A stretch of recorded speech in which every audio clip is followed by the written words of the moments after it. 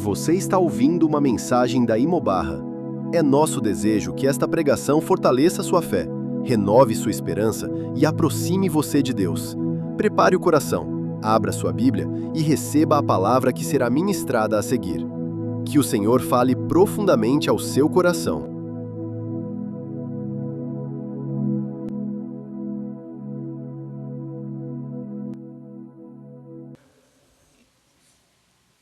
Hoje eu queria tratar, vou começar um episódio, o texto todo vai basear na vida de João Batista, que foi um primo de Jesus, que foi precursor, né?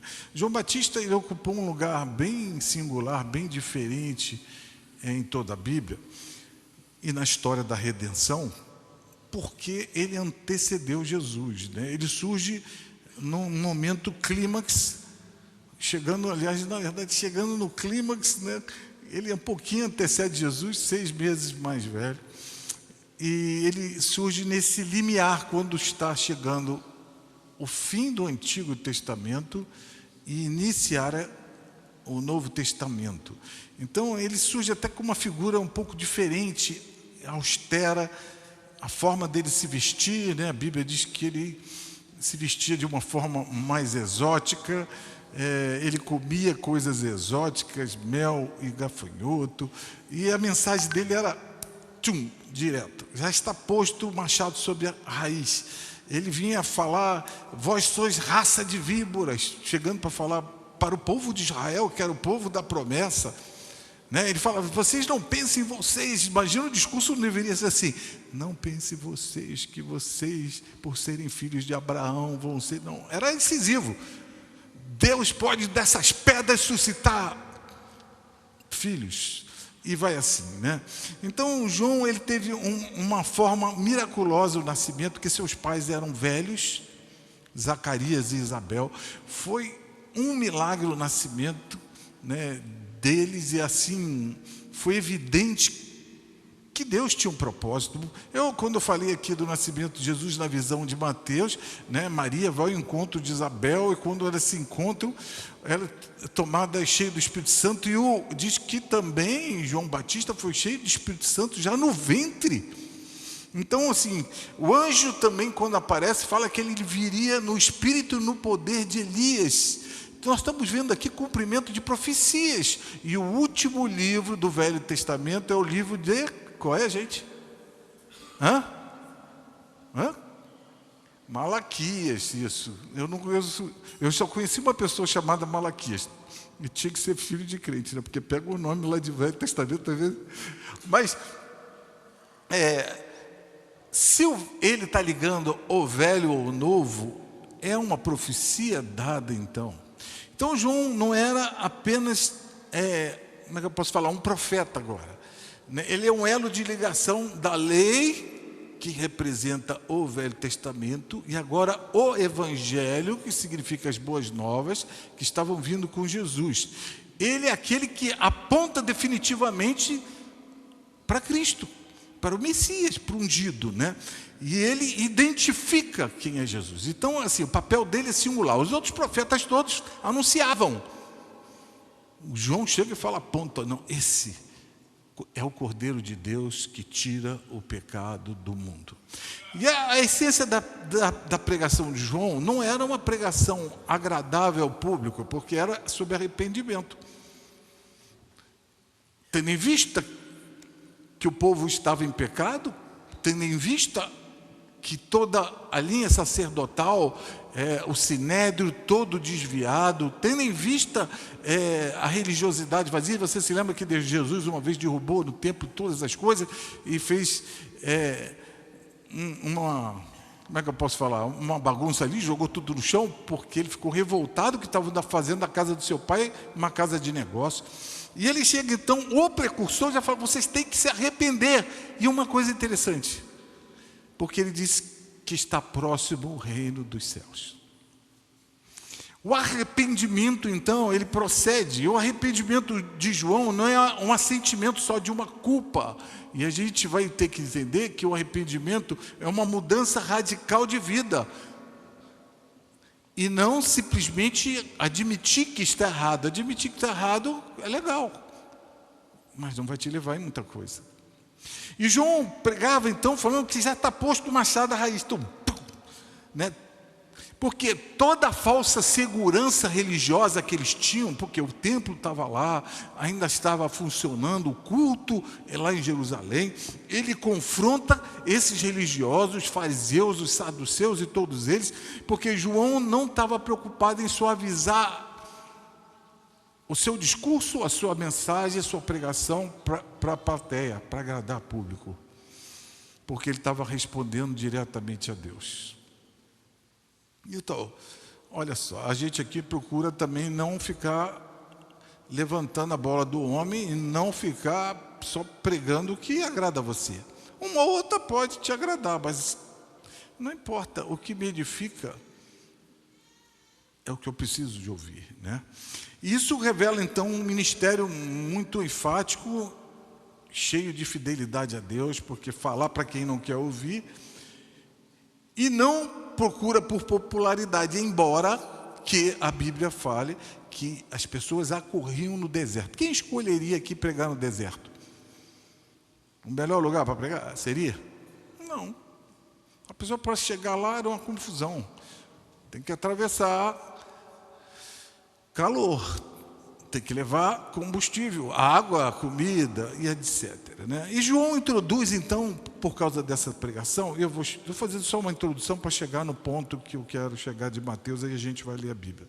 João introduz o batismo do arrependimento, que não é ainda um batismo cristão estabelecido por Jesus, né? Mas é um símbolo de purificação, de prontidão. E João então está redefinindo o povo de Deus, que então não era mais baseado só na descendência de Abraão, porque Jesus não veio só para os judeus, mas todos que então começassem no arrependimento genuíno, se chegariam a Deus, sabe? E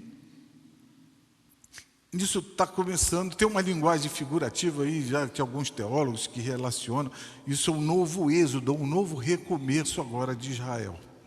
Bom, e o ponto culminante, então, da pregação de João é a identificação de Jesus, que ele é o Cordeiro de Deus que tira o pecado do mundo. Toda aquela prefiguração que tinha de um animal morrer para perdão dos pecados, quando alguém ia confessar pecado, ou quando alguém queria o perdão do pecado, ele ia ao templo, ia com o animal, botava a mão na cabeça do animal, que era como identificação, e na verdade é como que fosse assim, alguém teria que morrer, o animal estaria morrendo por mim. Só que isso não era o sacrifício perfeito. Se você for ler Hebreus, a carta de Hebreus vai explicar então que o sacrifício perfeito foi de Jesus, e portanto não precisava mais de morte nenhum de animal, e aí não tinham mais matanças, não há hoje, como hoje aqui, nenhuma matança de animal, porque aqui está o coração da missão, porque ele apontava para Jesus como o Cordeiro.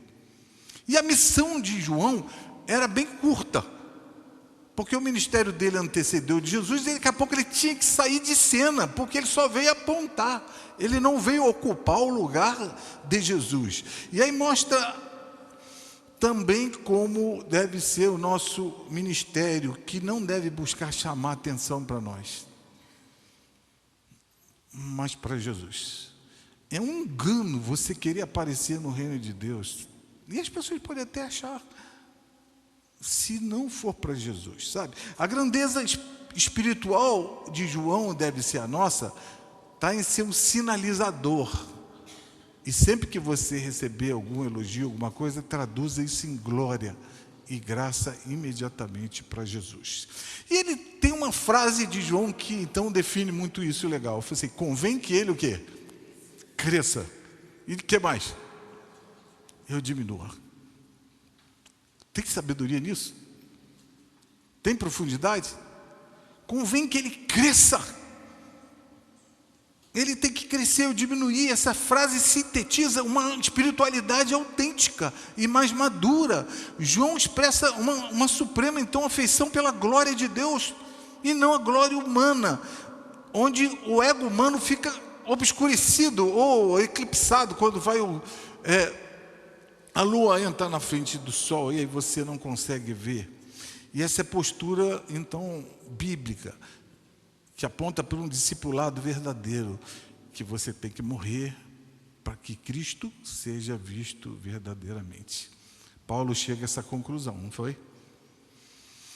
Exatamente isso. E nisto está a visão bíblica correta, ou a cosmovisão bíblica correta, o que você quiser dizer, a verdadeira, que só encontra o lugar verdadeiro quando Deus ocupa o primeiro lugar.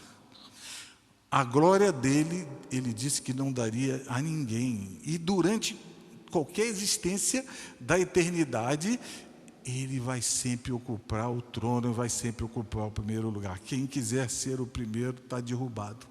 E João, então, ele era um cara que não só pregava a multidão, mas como também confrontava o poder. Você sabe que a história fala de um rei chamado Herodes, que estava traindo, né?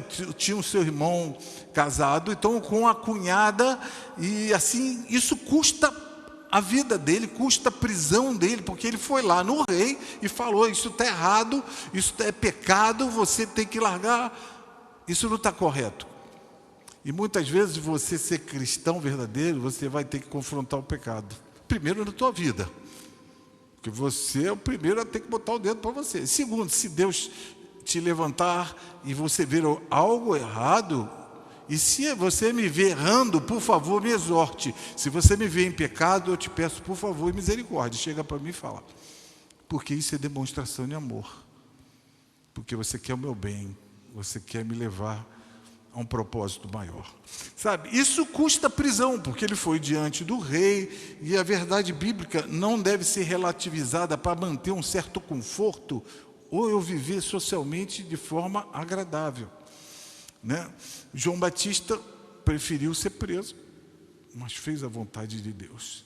E a Bíblia fala então dele como é a voz que clama no deserto, que é alguém que já vem chamando, mas a mensagem dele até hoje está sendo ecoada. A Bíblia preservou bastante detalhes acerca dele para a gente chegar a ponto de meditar.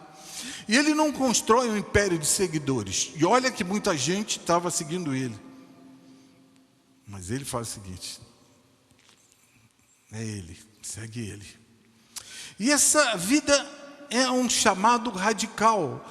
Ele, por ser assim, ele adotou uma escolha de vida, e nós temos que escolher na nossa vida que tipo de vida nós vamos querer viver, que tipo de ministério nós vamos querer ter, que tipo de abordagem espiritual nós vamos ter, como nós vamos encarar o Evangelho. E João foi decapitado, depois, não vou entrar no detalhe como foi tão ridículo, né? Mas a morte é o selo de um ministério que foi fiel até o fim. Então, meus amados, a fidelidade a Deus implica um conflito com poderes às vezes, implica, como a história até moderna ainda tem exemplos disso, de negação da fé, escolher Deus ou morrer.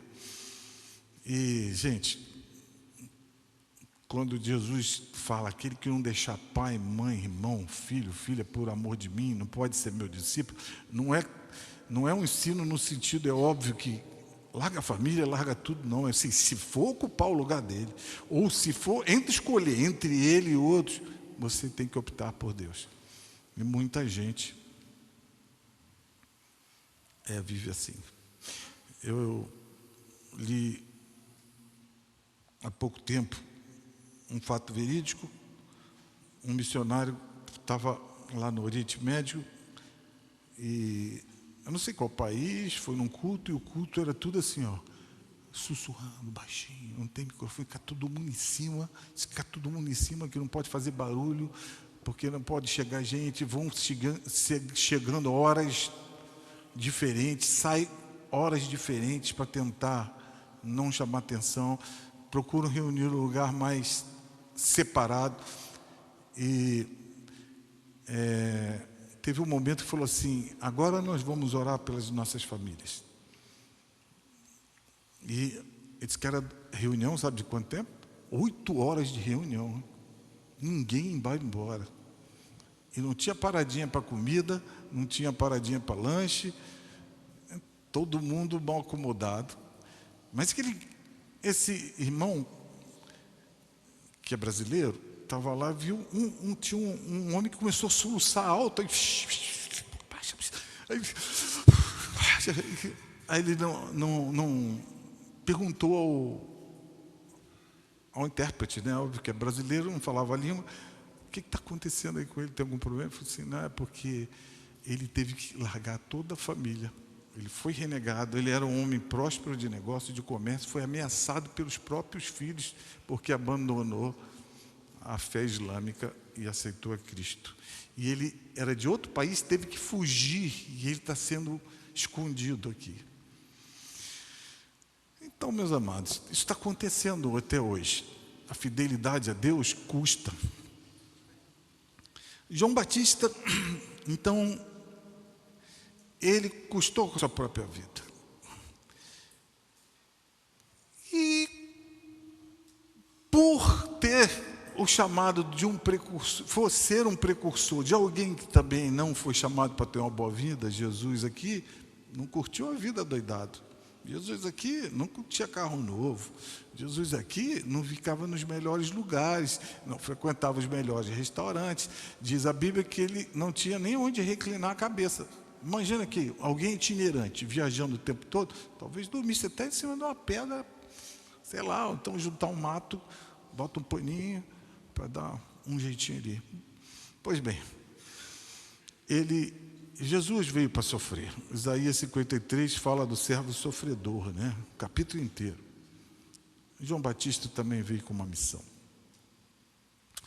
Eu queria ler então Mateus 11, fazendo já esse preâmbulo aí, porque o tema está ali, né? Volta o tema lá só um minutinho, né? Quando a fé, volta ali, ó, enfrenta dúvidas, a certeza de quem é Jesus. Você vai entender conforme a gente lê aqui. Então, vou lá. Quando Jesus acabou de dar estas instruções a seus 12 discípulos, saiu dali para ensinar e pregar na cidade deles. Quando João, no cárcere, ouviu falar das obras de Cristo, João estava preso, então, né? Mandou que os seus discípulos fossem perguntar: você é aquele que estava para vir ou devemos esperar outro? Então, Jesus lhes respondeu: voltem e anunciem a João que estão ouvindo e vendo.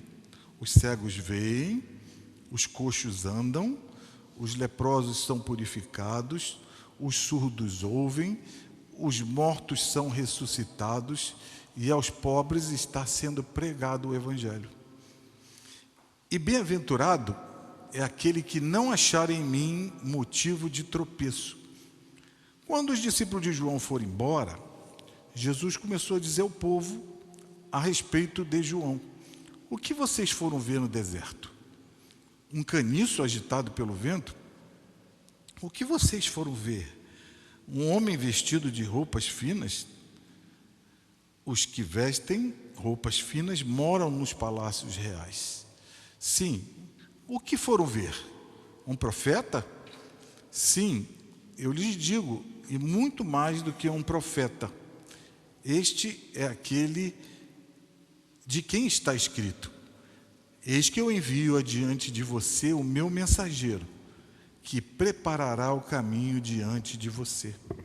Em verdade lhes digo, entre os nascidos de mulher, não apareceu ninguém maior do que João Batista. Mas o menor no reino dos céus é maior do que ele. Desde os dias de João Batista até agora, o reino dos céus sofre violência e os que usam de força se apoderam dele. Porque todos os profetas e a lei profetizaram até João. E se vocês o querem reconhecer, ele mesmo é Elias, que estava para vir. Quem tem ouvidos para ouvir, ouça. Que Deus nos dê ouvidos para ouvir. Então, os milagres de Jesus, eles são notórios. Jesus, poxa, se você sabe, multiplicar 5 pães e 2 peixinhos e alimentar 5.000 pessoas. O milagre daquela filho da viúva de Naim, estava morto, Jesus vinha passando. Aliás, a história bíblica, a geografia é boa, é interessante, porque ele fez questão de passar para aquele lugar ali, e chega na hora que está passando o velório, todo mundo carregando. Jesus ressuscita. Né? São vários milagres. Se eu for ficar falando dos milagres aqui, eu não vou parar aqui. Né? Mas os milagres de Jesus são notórios, enquanto o mensageiro que foi enviado antes está preso no cárcere. As multidões, então, agora seguem Jesus. E o perigo muito grande é que as multidões não estavam muito interessadas em Jesus, porque queriam as bênçãos de Jesus. Jesus fez um discurso uma vez que quase foi todo mundo embora. Jesus olhou assim até para os discípulos, 12, vocês também querem ir? Então, assim, quanto agradava ao ouvido, eu quero ouvir Jesus. Quando me confronta ou eu não gosto, não quero ouvir Jesus. Enquanto Jesus está pregando, aquele ministério que era pujante, que também a multidões seguiam, estava preso numa prisão. Eu procurei saber, mais ou menos, a Bíblia não coloca a data, mas alguns estimam por vários dados lá, cerca de 1 ano. Porque se você fica preso uma semana é uma coisa, fica preso 1 mês é uma coisa, se fica 2 meses é uma coisa, ou seja, a esperança adiada, né? Então, assim, como conciliar o poder de Jesus num tempo assim, vendo os milagres acontecer e ele cheio de expectativas pessoais, está preso e não vê nenhuma intervenção do céu. Talvez ele pensasse assim: por que Jesus não fez nenhum pronunciamento nas suas pregações a meu respeito, que eu estou preso? Né? Talvez, por que não faça um discurso, Jesus, já que ele veio como rei e é o Messias esperado, contra Herodes, que está fazendo atrocidades aí? Por que Jesus, então, não se coloca como um advogado de João Batista? Então, talvez o silêncio que ele teve na prisão, e a gente sabe que o final deu que ele foi decapitado. Ou seja, o que eu devo esperar? A convicção foi enorme na vida de João Batista no início. O entendimento foi enorme. Talvez esteja perguntando: o que eu devo esperar? Né? Será que há algo melhor? E muitas vezes nós também ficamos assim: o que eu devo esperar? Eu venho um culto, eu participo. É isso só a vida cristã? Né? Ou talvez você não cultive esperanças maiores em Deus, né? João Batista está ali e ele manda uma pergunta: é o Senhor mesmo aquele que há de vir, ou devemos esperar outros? A Bíblia diz então que alguns discípulos de João foram visitá-lo. Obviamente, então, permitia-se ir na prisão, de alguma maneira. A Bíblia não relata que Jesus foi visitar João Batista, mas os discípulos de João foram lá, e ele então manda que os discípulos, tendo em vista que preso ele estava, perguntarem a Jesus acerca disso. E Jesus aqui talvez esteja reformulando a maneira de pensar, porque ele é grande. Jesus é o Todo-Poderoso, Jesus é o próprio Deus, embora na forma humana, né? Mas a visão especial dele talvez não batesse. Nós vamos avançar mais à frente. E o primeiro versículo fala quando Jesus acabou de dar a instrução. Começa assim esse capítulo: aos 12, ele também, Jesus, saiu dali para ensinar, né? A gente fica pensando, talvez fosse assim: não deveria Jesus, como rei, estar já participando de algum tipo de trabalho que competiria àqueles que são seus súditos ou são seus servos? Não deveria Jesus já estar fazendo, entre aspas, alguma coisa acontecer? Pela expectativa messiânica, né? Lembre-se que Jesus, do capítulo 10, estava treinando, dali capítulo 10, se você voltar, os seus discípulos para a missão que enviaria a todas as cidades para pregar, para buscar as ovelhas perdidas da casa de Israel. Os discípulos estão andando com ele, aprendendo. E o aprendizado era absorvendo o ensino e Jesus dando uma empurrada neles para irem, sabe? Então, numa razão humana, talvez se pergunte assim: por que Jesus continua com isso? Se ele já delegou, ele começa a fazer o ministério agora num nível humano, que é o que a humanidade gosta, de algo pirotécnico, de coisas assim, fabulosas, sabe? E talvez se alguém estivesse para dar um conselho, chega a Jesus: deixa essas coisas, essas tarefas são inferiores, deixa para os discípulos e segue você. Não, mas olha, Jesus curou, Jesus fez tantas essas coisas, mas era no sentido de ratificar o seu ministério, mas o seu ministério principal era ensinar e, por fim, morrer por nós. Então, porque isso redefine nossas prioridades. Como você avalia, por exemplo, o trabalho da pregação que você está ouvindo? É cansativo. Ou, existem coisas mais importantes? Não, a fé vem por onde? Vem por ouvir.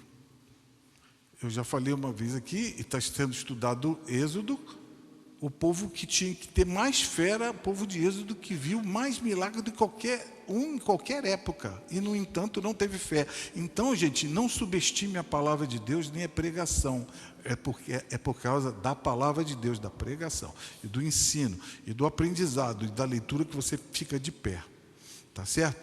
Então esse versículo surge exatamente Jesus largando tudo, acabou ali, está seguindo. Mas no versículo 2, por favor, bota o 2 agora aí. Quando João no cárcere ouviu falar das obras de Cristo, de alguma maneira estava levando novidades para ele, né?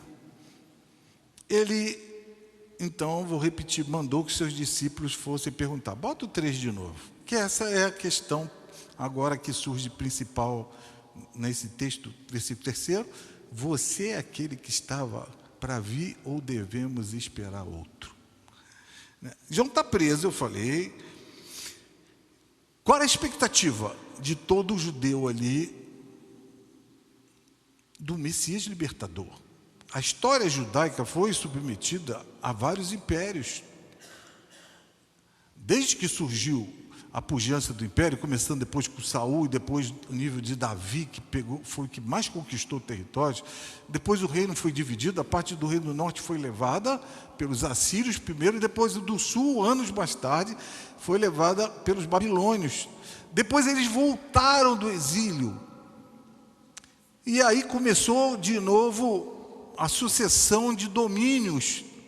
Só um pequeno período, no período interbíblico, surgiu a família dos Macabeus, que ficaram, se eu não me engano, 60, 70 anos por aí, que ficaram independentes. Depois foi submetido a Alexandre o Grande, o Império Grego, depois o Império Romano. Então, gente, a expectativa deles, do Messias, era uma expectativa irreal, no sentido do que Jesus veio fazer naquele exato momento, né? E a Bíblia diz que a pregação de João Batista foi numa expectativa também, questionando a religiosidade da época que estava em falha. E eles falam: produza um fruto digno de arrependimento, né? Então, assim, não é o fato de dizer que é filho de Abraão, eu vou repetir aqui, né? Mas Deus está querendo reformular essa história. Por isso ele diz: o machado já está posto à raiz, agora é a hora de cortar. Toda árvore que não está dando bom fruto vai ser lançada no fogo. E diz que quem viria, Jesus, teria a pá em suas mãos e limparia toda a eira e recolheria o trigo no celeiro. Ou seja, uma pregação forte. E mesmo assim as pessoas acorriam, né? Então, assim, ele esperava, assim, a vingança de Jesus, do Messias que viria sobre essa terra, né, brandindo uma espada para resolver a questão da opressão toda. Mas o que João escuta é sobre atos de misericórdia de Jesus. Você pega o Sermão da Montanha, o primeiro ensino, Mateus 5, 6, 7. Não tem nada a ver com o que eles esperavam. E se baterem numa face, oferece a outra. O que é isso? Cadê o rei? Se mandarem caminhar uma milha, caminha outra. Feliz é o humilde, feliz é o que chora. Não atende o clamor que havia dentro deles, né? Então, enquanto Jesus está cuidando ali do ensino e dos enfermos, João está mais próximo até do martírio. Então havia uma expectativa, não só em João, como em toda a população judaica, de um juízo imediato. Mas a realidade era que a graça estava presente e que Deus estava exercendo a paciência ainda. Eu creio, há diversos pensamentos acerca disso, que não era uma incredulidade total, mas uma confusão teológica no meio do sofrimento que ele estava. A dúvida muitas vezes nasce quando Deus não faz como a gente espera. Eu espero que Deus cure, mas Deus não cura, vem a dúvida. Eu espero que Deus me dê um emprego agora, e às vezes vai ser depois. Bem do Roberto, né, mãe? Quando lá em casa foi, agora vai, vamos orar, agora vai, até que não foi. O sofrimento, quando ele se prolonga, fica difícil. Para nós é fato.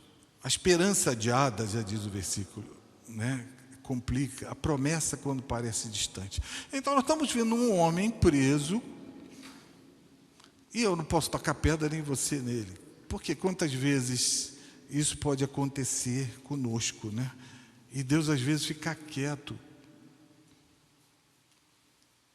E o silêncio é mais perturbador. João reconheceu claramente a importância de Jesus, né? Como eu falei aqui no dia do seu ministério aqui.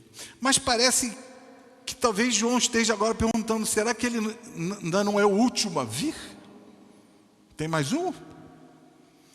Né? Pelo fato de Jesus só continuar pregando e ensinando e não se revelando como esse juiz julgador, ele simplesmente não estava entendendo. E às vezes a gente também não entende. Aqui está o encontro, então, de uma expectativa humana e um método divino. João esperava a manifestação de sinais. João, vou repetir, quer juízo. Jesus não, paz e amor, cheio de graça. Jesus estava num processo, João não entendia o processo, ele queria chegar ao fim rapidinho do processo. E a maior causa da frustração espiritual que eu vejo, já nesses tempos todos de cristianismo, é esperar até o que Deus nunca prometeu. A gente não entende o que Ele prometeu, mas eu pego alguma coisa que eu entendi que Ele prometeu, então eu questiono Ele, porque o Senhor falou. E às vezes pega uma profecia que alguém falou, e a Bíblia diz para julgar as profecias. E não se cumpriu, isso julga. João estava esperando essa glória imediata, mas Jesus estava inaugurando agora a redenção que viria progressivamente. João tinha uma visão parcialmente correta de Jesus e não a plenitude, mas faltava uma dimensão do reino já inaugurado. Esse reino dos céus que ele diz que estava chegando e que ele pregou arrependimento, ainda não estaria consumado, porque levaria tempo. Estamos nós aqui 2000 anos depois. Então, João esperava um Messias político, escatológico, do fim, como também muitas coisas na internet vêm para alucinar muitos cristãos hoje, que está vindo, Jesus está chegando, anticristo, não sei o quê, olha, muita coisa, que alucina, e tem gente que fica nervosa e até liga para mim. Eu falei, calma, porque fica vendo só Cavaleiro do Apocalipse.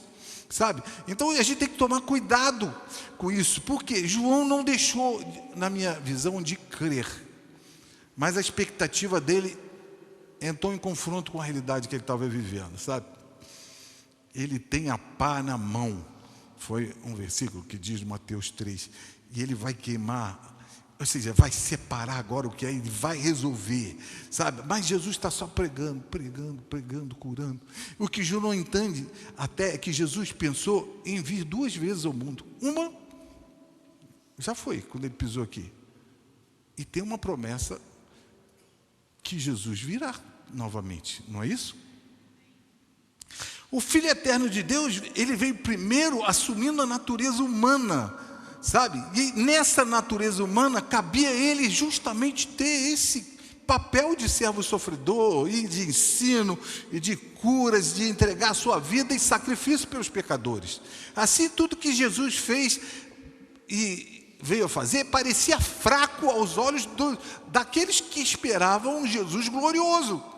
Sabe, o Jesus que foi morto, o Jesus que foi cuspido, o Jesus que bota uma coroa de espinho, um Jesus impotente, um Jesus que não resolveu nada do que eles tinham em mente. Mas é claro, você sabe que a história não termina aí. Nós, por exemplo, já sabemos que Jesus não ficou preso ao túmulo, ele foi morto, que no 3º dia ele ressuscitou, que ele apareceu 40 dias aqui aos discípulos, que ele agora foi assunto aos céus, e ele está à destra do Pai, ele ali intercede por nós, ele agora está governando, né? Mas até o dia dele voltar novamente, de trazer o juízo, e esse de fato está profetizado desde o Velho Testamento, de conduzir os justos todos para a vida eterna, de estabelecer a plenitude do reino dele aqui, não havia se cumprido. E era isso que João queria ver, sabe? Era isso que João não estava entendendo na primeira vinda de Jesus agora.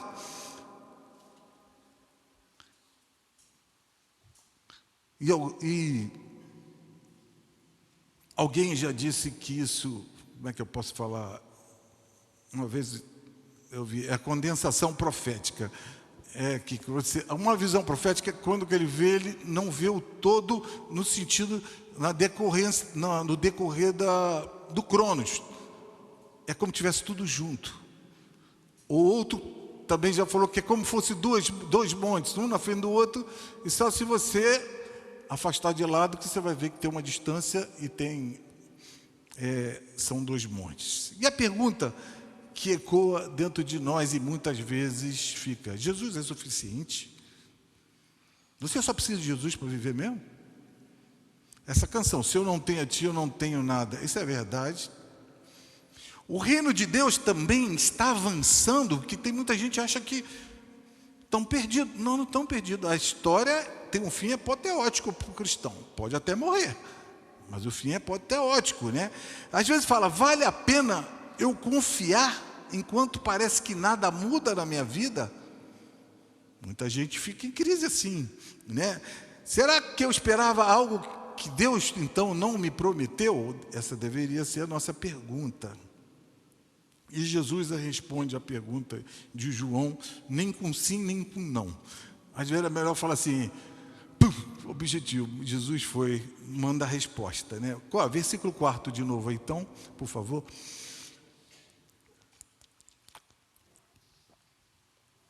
É o Senhor que viria mesmo ou tem mais um? Jesus não fala assim, sim, sou eu logo, Jesus lhe respondeu, voltem e anunciem a João que estão vendo.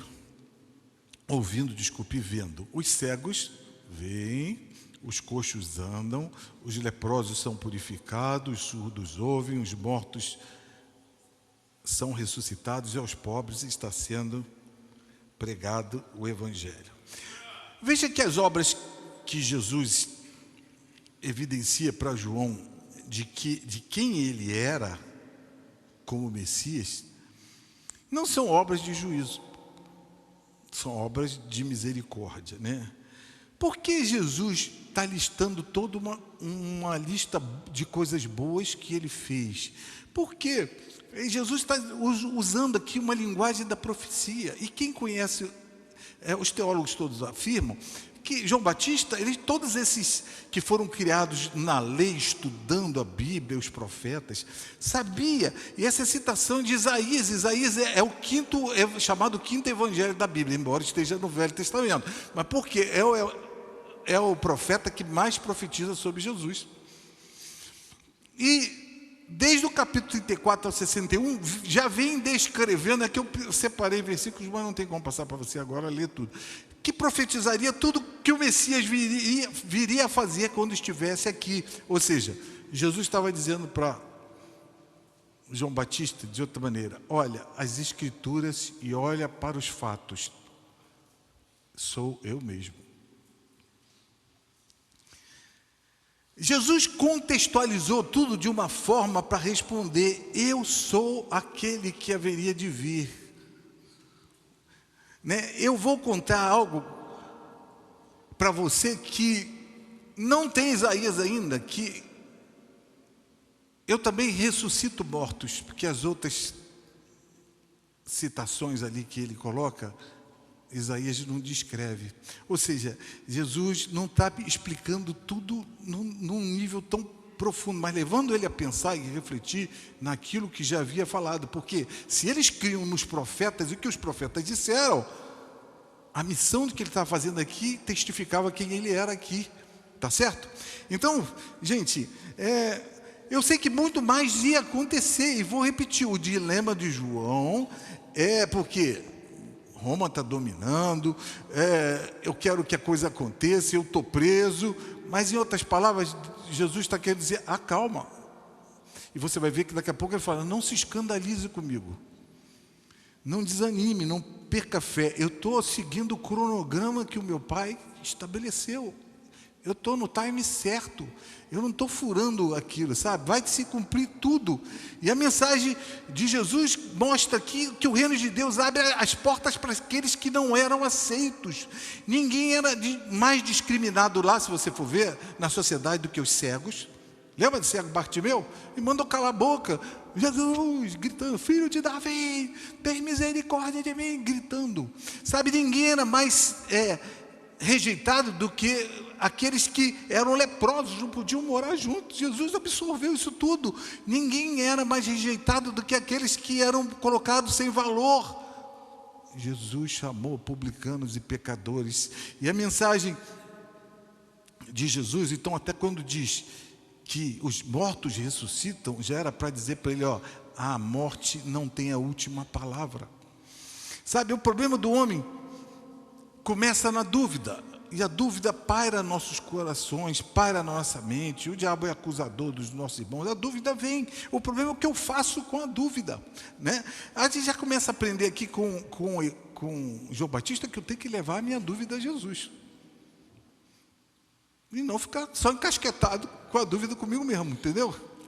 Então o reino de Deus, diz assim, também é pegado por pobre, mas o pobre aqui não está se falando do pobre que é financeiramente desvalido, não, mas é aquele que se considera incapaz, que não importa a sua condição social, Jesus veio pegar para os pobres de espírito, e assim é o reino dele, assim foram os princípios do reino dele.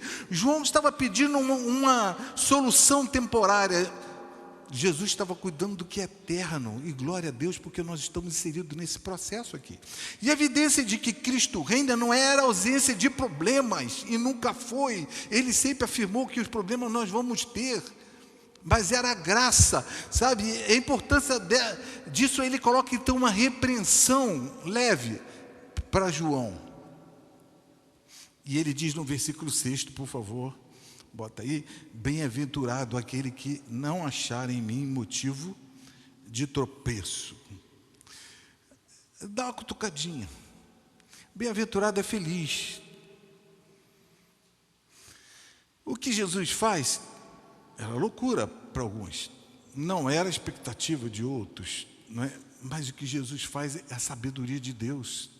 Sabe, essa verdade ainda estava velada, mas a revelação é progressiva, vai acontecendo, vai acontecendo, vai acontecendo, sabe? E quando chegar à cruz, pior ainda, você viu que os discípulos abandonaram, ficaram com medo, se esconderam, sabe? Mas assim, em suma, nada do que estava acontecendo estava fora de um projeto, tudo estava diante daquilo que Deus já pensou, e na sua soberania, poder e onisciência já está decretado. O Apocalipse é o último fim da Bíblia e vai chegar, sabe? Então o problema não é a falta de evidência, mas era o escândalo da ação de Jesus como Messias, que não era bem entendido, ou como eles esperavam. E Jesus então coloca essa frase: é feliz aquele que não encontrar em mim motivo de tropeço. Em outras palavras, também, é feliz aquele que encontrar em mim a rocha que você se firma.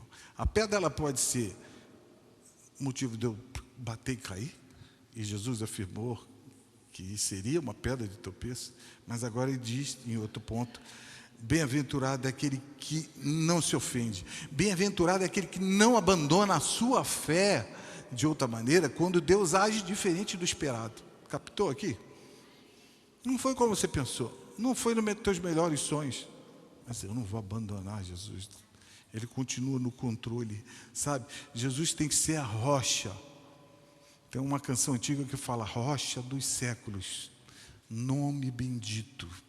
Então, gente, como essa ideia de um rei poderoso não tem nada a ver, como essa ideia não tem nada a ver com qualquer ser humano, não só João teria na sua mente, né? Você pode ler a história, você vai ver a história, a ascensão e queda de diversos impérios que percorreram séculos, milênios, aliás, né? Séculos não, milênios da nossa história.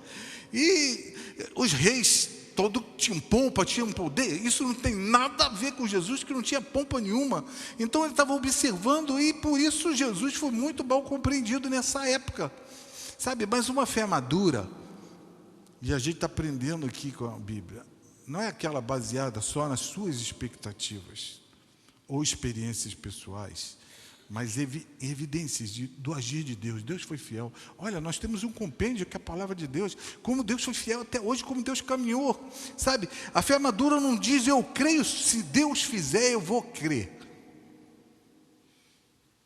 Se lembra de Tomé? Jesus falou: bem-aventurado que não viu, mas creu.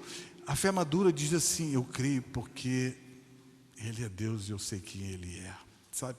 E se o seu Deus, eu não sei qual foi o teólogo que afirmou isso, não sei se foi Tim Keller, mas se o seu Deus não discorda de você, talvez você tenha criado um seu Deus à sua maneira, porque muitas vezes Deus vai planejar isso, mas não deu certo.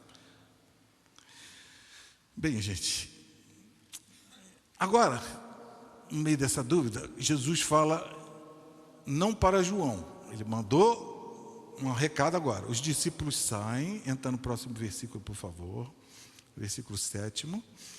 Quando os discípulos de João foram embora, Jesus começou a dizer ao povo a respeito de João: o que vocês foram ver no deserto? O caniço agitado pelo vento? Aqui eu acho legal que eu vejo que Jesus não queria que o ministério e a vida de João Batista também fosse subestimada para as pessoas que tinham participado dessa conversa. Viram os discípulos chegar ali de João e perguntar, e estar ali no meio do público, né? Jesus não queria que a multidão pensasse de forma alguma e desvalorizasse ou desdenhasse do ministério de João Batista, porque foi um ministério poderoso, sabe? Jesus queria que a multidão soubesse aquilo que é a importância dele, e que João não era um cara instável. Então o que vocês foram ver? Um caniço agitado que balança para cá? Né? Mas não, é um cara que não cede às suas convicções, um homem que está lá preso por causa das suas convicções, sabe? Ele era um cara firme. Então não entenda João Batista de outras formas, até porque ninguém iria para o deserto para ficar vendo um homem falar, um homem que hoje pensa de uma maneira, outro dia de outra maneira. Não, era um cara firme. E Jesus continua no versículo seguinte, por favor: o que vocês foram ver? Um homem vestido de roupas finas? Os que vestem roupas finas moram nos palácios reais. João não era um pregador confortável. Eu já falei que ele se reunia no deserto, a igreja dele, né? Se alguém quisesse ver gente de roupa fina, fosse lá ver Herodes, porque é assim que os reis se vestem. Mas sabia que João já era um cara conhecido por se vestir de uma forma esquisita, de uma forma rude, né? Como foi também comparado então a Elias, que vestia-se também de uma forma rude. Daí a analogia do ministério também de João Batista com Elias. Mas vamos seguir. 9, por favor, e 10. Sim, o que foram ver um profeta, sim, eu lhes digo muito mais do que um profeta. E este é aquele de quem está escrito: eis que envio diante dele o meu mensageiro, que preparará o caminho diante de mim. O que Jesus está falando? Fazendo uma defesa do ministério de João Batista, e está dizendo: esse profeta é o que cumpre a palavra de Malaquias, que se referiu a ele como Elias. Ele não é só meramente um mero profeta, ele é um mensageiro que veio preparar, sabe?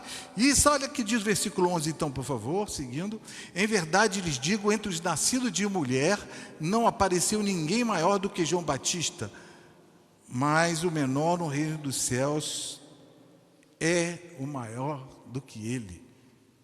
Então, se estava pensando que Jesus estava subestimando ou não levando em consideração o ministério de João Batista, Jesus está corrigindo o mal entendido aqui e colocando, sabe? Ele diz que então dos profetas não teve até então, e olha que Moisés botou todo mundo ali, digamos, na fileira de trás, e colocando João Batista na frente.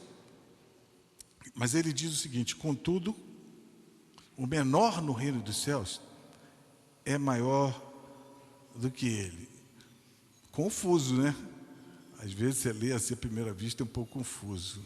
Sabe, por que isso? Por que ele foi maior? João está na fronteira da redenção. Os outros profetas, já citei atrás aqui, vieram profetizando séculos e até milênios acerca de Jesus. Contudo, agora João está na fronteira, ele aponta para o reino, ele ainda não está vivendo a realidade da cruz, né? Mas João pertence à era da promessa, nós já estamos na era do cumprimento. João morreu antes de ver a cruz, João não soube dessa história de Jesus, João já teve o fim do seu caminho bem antes, sabe? Isso então não diminui João, isso só exalta o reino. João viu o Messias chegar, então ele foi um profeta maior, porque ele enxergou ali, mas ele não viu a cruz, ele não soube da ressurreição, ele não soube de Pentecostes, ele não soube da história de Atos dos Apóstolos, a igreja crescendo. O João estava na porta do reino, e agora quem está no reino, então, já está num nível maior. Por isso é um privilégio que nós temos hoje. Talvez pensasse: se eu tivesse vivido no tempo de João, se eu fosse João Batista, teria o privilégio de apontar para Jesus? Sim, óbvio. Mas o cristão de hoje desfruta privilégios maiores, porque nós já estamos na plenitude dos tempos. Sabe, o que Jesus está dizendo é falar ali do progresso, então, da redenção, de como Deus revelaria seu plano que vai evoluindo. E eu peguei uma citação, pensei, né? Pode botar aquela imagem aí?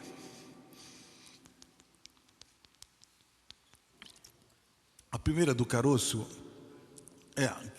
isso aí é uma semente, uma bolota, um caroço de um carvalho, que tem um potencial tremendo de se tornar uma árvore grande.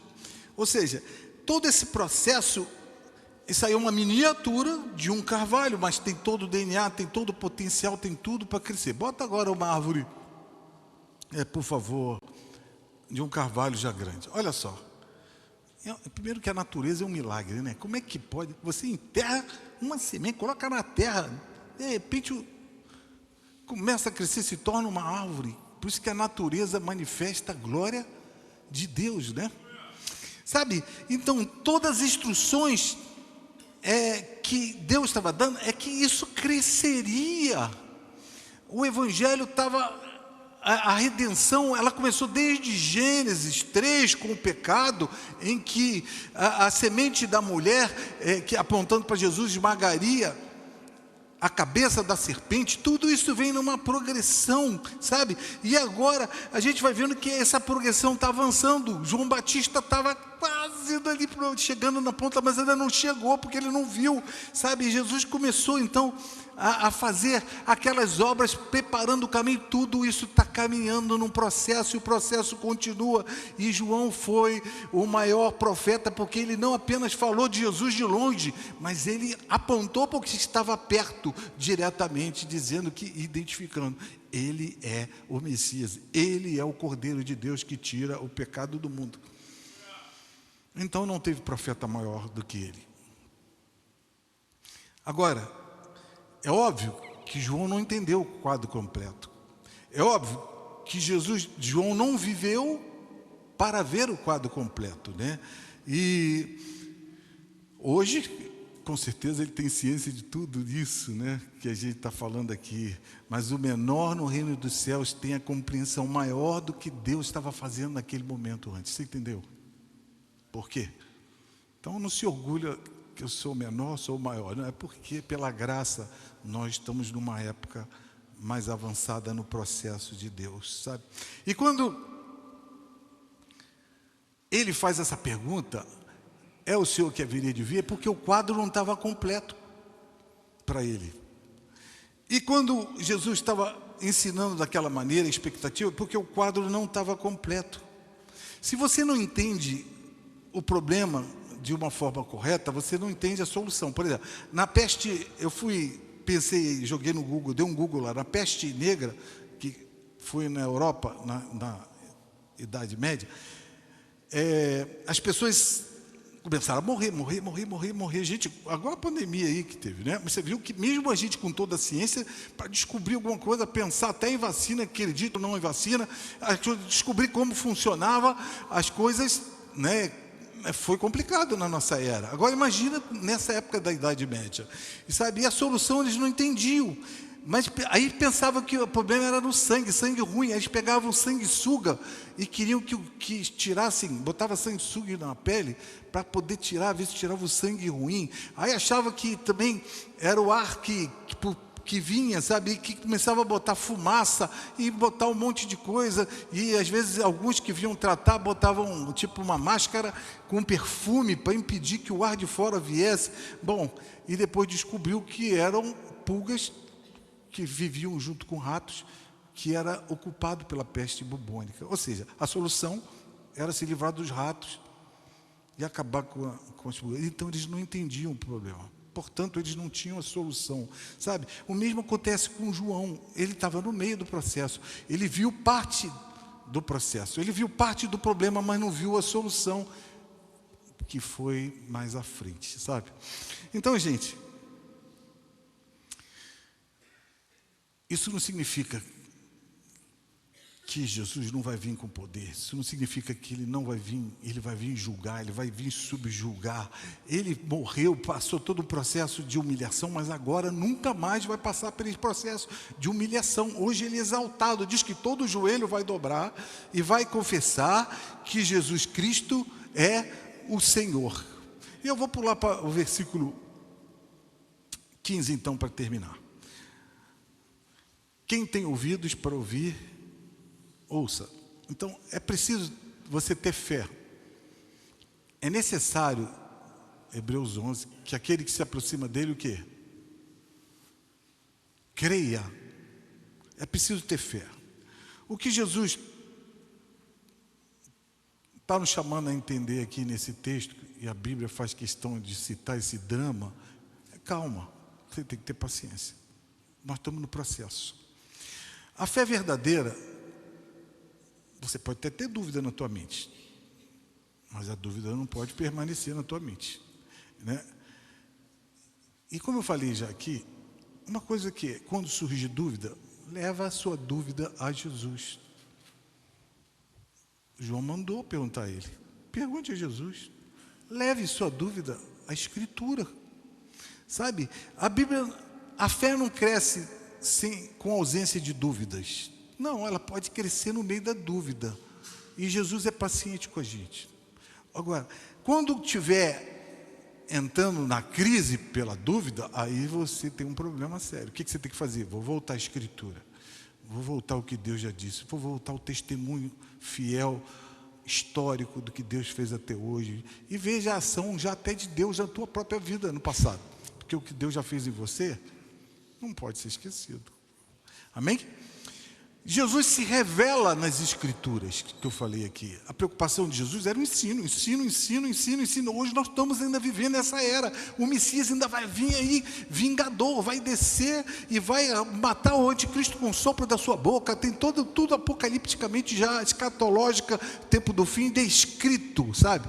Então ajuste, meu conselho final aqui, suas expectativas sobre Jesus. Ajuste. Ele veio te salvar. Ele não veio te dar uma vida boa, muitas vezes. Ele não veio alimentar teus sonhos, que você pensou só você. Não, o teu sonho tem que se alinhar com o dele. Ele nem sempre vai fazer o que você espera, mas sempre vai fazer o que é certo. Você concorda? Romanos 12 diz que a vontade é boa, é perfeita. O que tem de ruim nessa descrição da vontade de Deus? Tem defeito? A fé verdadeira, ela é iluminada pela revelação de Jesus. E obviamente que é revelada onde? Na Escritura, porque é a Escritura que conta essa história. A questão central não é entender tudo. Você não vai entender muita coisa, mas é confiar nele. Portanto, aprendemos aqui com a Bíblia que nós estamos no processo, ainda não chegou o fim. Não sei se Jesus vai vir nos nossos dias, talvez não venha. Tem a agenda 2030. Esquece a agenda 2030. Viva o dia de hoje. Vai fazendo o que você tem que fazer hoje. Para de ficar ouvindo muita coisa aí, profetada toda hora de muita coisa. Cara, ouça, discerna. Muita coisa deixa a pessoa nervosa. A pandemia, então, um monte de gente, eu cansei, né? Pastores ficavam, telefone, a pessoa ficava maluca. Vai a Deus, Deus acalma. Está tenso? Todo mundo fica tenso. Mas o fim, quando chegar, basta cada dia o seu mal, você vai viver o dia quando ele chegar. Então não sofra por antecipação, que se tiver que sofrer. Só simplesmente se alegre na esperança que Deus tem. Amém? Você ouviu uma ministração da Imobarra. Inscreva-se em nosso canal no YouTube e compartilhe esta mensagem. Deus abençoe.